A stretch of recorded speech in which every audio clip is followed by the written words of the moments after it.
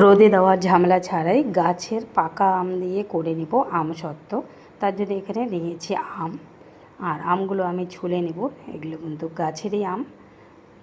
তো দেখুন আমগুলো আমি ছুলে নিয়েছি, যেহেতু আমগুলো পেকে গেছে নরম, হাত দিয়ে এইভাবে টিপে টিপে রসগুলো আমি বের করে দিব। তো দেখুন এইভাবে টিপে সব রসগুলো বের করে নেব।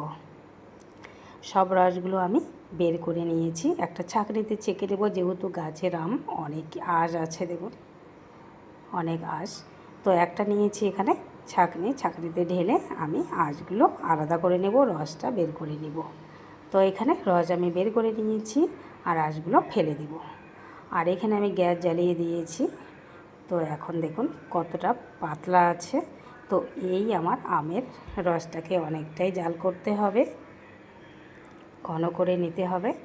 আর যেহেতু এখানে গাছের আম পাকা হলেও কিন্তু একটু টক ভাগ থেকে যায়, তার জন্য আমি এখানে দিয়ে দিলাম অল্প একটু কম 1 বাটি চিনি। আর এখানে দিয়ে দিচ্ছি পরিমাণ মতো লবণ, আর দিয়ে দিচ্ছি লঙ্কা গুঁড়ো। আমসত্ত্ব খেতে কিন্তু ভালো লাগবে, টক মিষ্টি ঝাল। তো দিয়ে দিলাম, দিয়ে ভালো করে নাড়াচাড়া করে এখন রান্না করে নেব যতক্ষণ না গাঢ় হচ্ছে।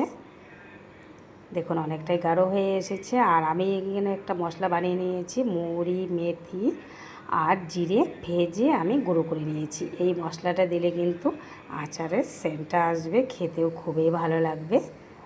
তো সবগুলো মিলিয়ে নিয়েছি আর আমার কিন্তু একদম রেডি আমসত্ত্বের জন্য। দেখুন আমি এখন নামিয়ে নিব। আর এখানে একটা থালার মধ্যে তেল মেখে নিয়েছি, নামিয়ে নেব। তো দেখুন থালার মধ্যে ঢেলে নিয়েছি। আমি বেশি পাতলা করব না, একটু মোটা সাইজের করব আমসত্ত্বগুলো।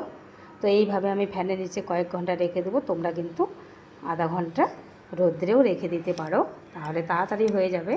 তো দেখুন এখানে আমসত্ত্ব আমার একেবারেই রেডি। আর দেখুন কতটা সুন্দর হয়েছে। আমি বেশি পাতলা করিনি, একটু মোটাই করেছি। আর এইভাবে আমি আমার পছন্দ মতো পিস পিস করে কেটে নেব। তোমরা তোমাদের পছন্দ মতো এইভাবে পিস পিস করে কেটে নেবে। তো দেখুন এই রকম করেছি।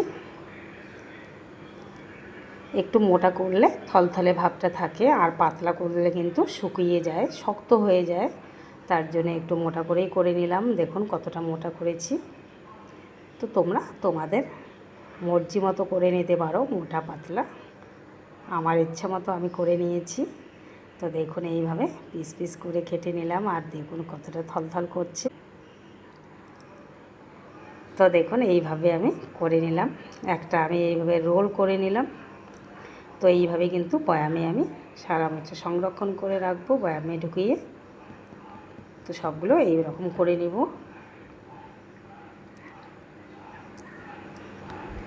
আর তোমরা এইভাবে তৈরি করো। টাটা।